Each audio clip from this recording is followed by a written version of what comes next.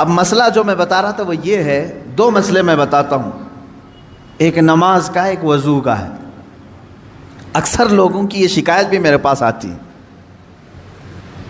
इस्तिंजा करके आए, पेशाब करके बाहर आए, वज़ू करने के लिए बैठे तो ऐसा लग रहा है कि कतरा टपक रहा है या पेशाब का कतरा फिर से निकल गया। ऐसे कई लोगों को होता है, फिर गए वो, फिर धो कर के आए, फिर लगा कि नहीं पेशाब का कतरा निकल रहा है।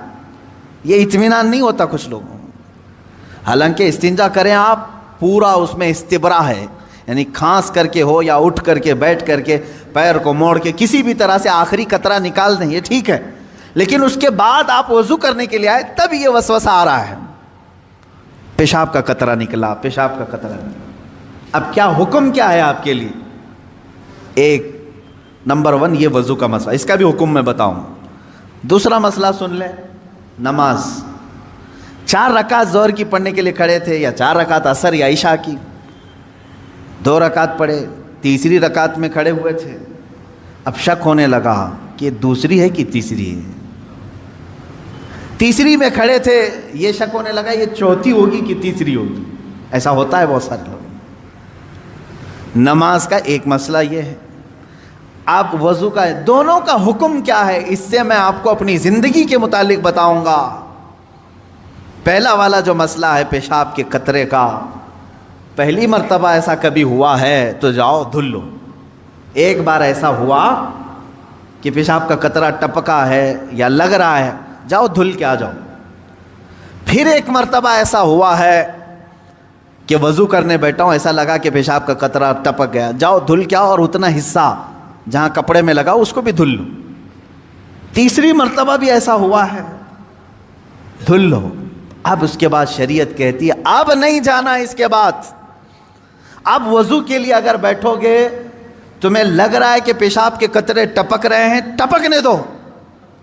तुम पानी ले लो एक चुल्लू में और उस जगह पर छिड़क दो पानी, पानी वहां पर उस कपड़े के ऊपर छिड़क दो। क्यों? इसलिए कि कहा गया है कि बाद में अगर तुम्हें वसवसा भी आने लगे तो यूं समझ लो ये पेशाब का कतरा नहीं बल्कि मेरा छिड़का हुआ पानी है, मेरा छिड़का हुआ पानी। अच्छा, ऐसा क्यों कराया गया? शक तो हो रहा है। सुने, फुक़हा किराम ने फरमाया, ए बंदे, तुझे इबादत अल्लाह की करनी है। किसकी करनी है? अल्लाह को राज़ी करना है। और ये जो वसवसे आ रहे हैं तुझे, ये शैतान के हैं। अगर तू बार बार उठ करके धोने के लिए चला जाएगा तो बात ये होगी कि तू शैतान की पैरवी कर रहा है अल्लाह को छोड़ करके।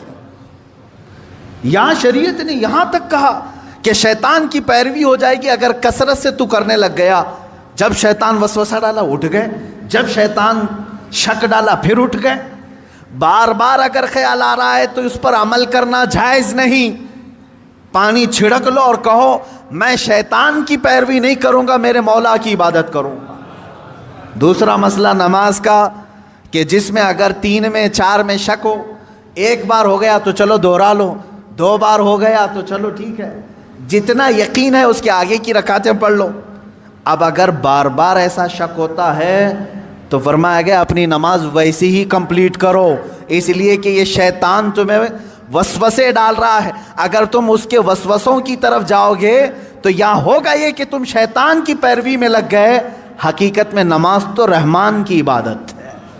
आप समझ रहे हैं? ये 2 मसलों से मैं तुम्हें बताऊंगा मेरे अजीज़ों।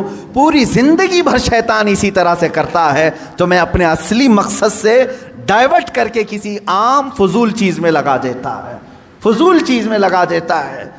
इसीलिए अब जैसे किसी ने अपने पूरे घर की फ़िक्र में, अपनी जायदाद की फ़िक्र में पूरी ज़िंदगी ख़त्म कर दी, उसे मालूम ही नहीं कितने दिन रहने वाला था, कितनी इमारतें बना रहा है, कितनी छतें कायम करेगा। ए बंदे, तेरी ज़िंदगी लंबी से लंबी जाती तो 70-80 साल की, तो बना ही रहा है 30-40 साल की उम्र में। बचे हैं तेरे पास 25-30 साल। इन 25-30 सालों के लिए तूने अपनी पूरी ज़िंदगी झोंक दी, सेहत और तबीयत सब बर्बाद कर डाली। लेकिन जहाँ 100 साल सोना है कि 200 साल कि 500 साल कि 1000 साल, हमें मालूम नहीं कब्रिस्तान में कितना सोना है, वहाँ के लिए बंदा एक रात की भी इबादत करने को तैयार नहीं, एक तस्बीह घुमाने को भी तैयार नहीं, वहां की इमारत तैयार करने को बंदा तैयार नहीं। ये शैतान डाइवर्ट कर चुका है तुम्हें, तुम्हारी असली मंजिल तो वो थी, तुम्हें लगा दिया किसी और काम में, तुम्हें लगा दिया किसी और काम में। अजीज़ान गिरामी, इसीलिए तो शायर ने कहा था, आगाह अपनी मौत से कोई बशर नहीं, सामान 100 बरस का है पल की खबर नहीं, 100 बरस के प्लान है पल की खबर नहीं। तो शैतान इस तरह से जो हर जिंदगी में डाइवर्ट करता है।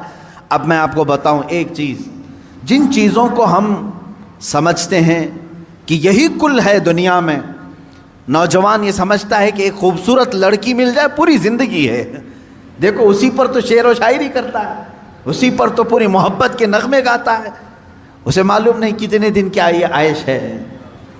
और कुछ लोग ये समझते हैं कि माल, गाड़ी, कार, बंगला हो जाए यही सब कुछ है।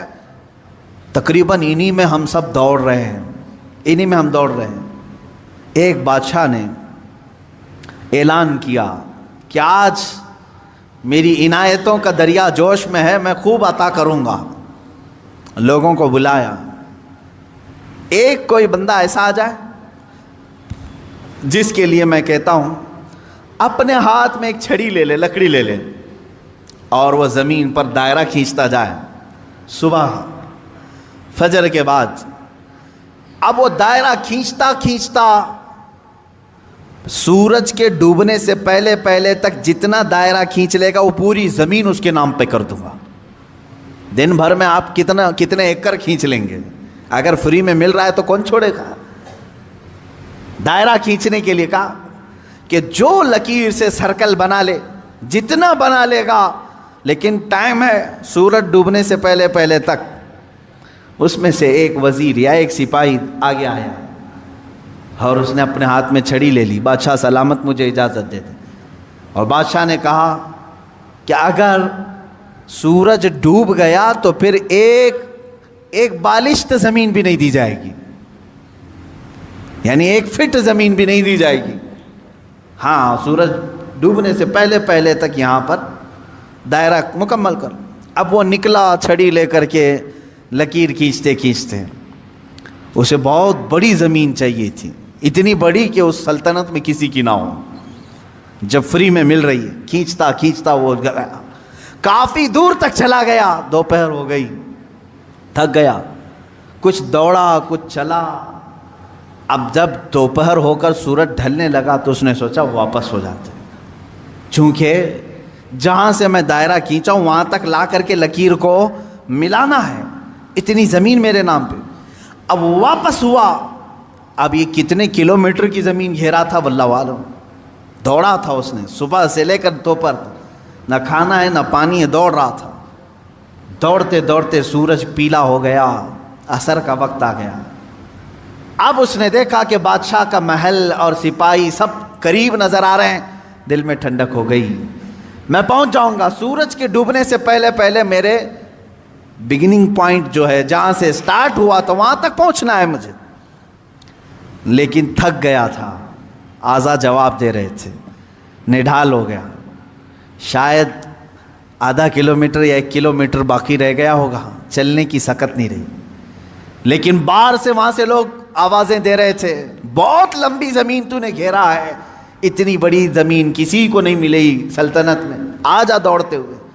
कुछ लोगों ने हिम्मत दिखाई, हौसला दिलाया, दौड़ा और तेज़ी से दौड़ा, फिर दौड़ा। सूरज डूबने के बिल्कुल पास में आ गया, सूरज गुरूब होने के लिए बस आधा सूरज अंदर जा चुका था, और इसका पॉइंट जहाँ से शुरू किया था वो भी करीब नज़र आ रहा था, वो भी करीब नज़र आ रहा था। दौड़ा और दौड़ा, यहाँ तक कि अपने उस पॉइंट के बिल्कुल पास में पहुँचा। लेकिन सूरज डूबा। कितना बाकी था? सूरज डूबने से पहले पहले वो अपने पॉइंट पे पहुँच गया। इस तरह कि पैर उसके एक तरफ, हाथ उसके इस तरफ, सो करके उसने अपनी लकड़ी आगे की, पॉइंट पर पहुंच गया। उसके बाद सूरज डूब गया।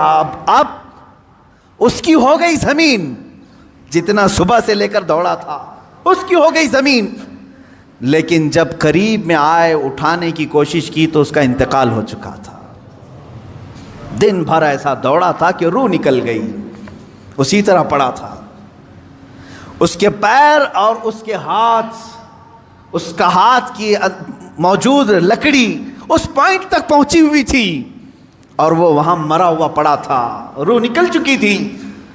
बादशाह आया, वजीरों को कहा उठाओ, इसकी कब्र यहीं बनाई जाएगी जहां ये इंतकाल किया है। उसकी कब्र वहीं खोदी गई। कितने फीट का रहा होगा, 6 फीट का रहा होगा, जितना भी रहा होगा, कब्र उसकी बनाई। बादशाह ने एक बहुत तारीखी जुमला उसकी कब्र पर लिखा, कहा कि इसको जरूरत सिर्फ 6 फीट की थी, दौड़ा पूरे दिन भर, इसको इतनी जरूरत थी और दौड़ा इतना कि अपनी मौत के मुंह में चला गया, मौत के मुंह में चला। यही हमारी जिंदगी है आज, तकरीबन इसी की तरह हम भी कर रहे हैं। इतना दौड़ रहे हैं, पता ही नहीं चलता कि कहां मौत आ गई। तुम्हें उन तमाम चीजों की जरूरत ही नहीं थी जिसके पीछे पड़े हुए हो।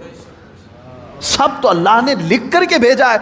अरे मियाँ, तुम अपनी माँ के पेट में 100 दिन के नहीं थे, तब अल्लाह ने फरिश्तों को भेज करके लिखवा दिया, इसे इतना रिस्क लिख दो, इसे इतने औलाद लिख दो, इसे इतनी खुशबख्तियां लिख दो, सब लिखा जा चुका है।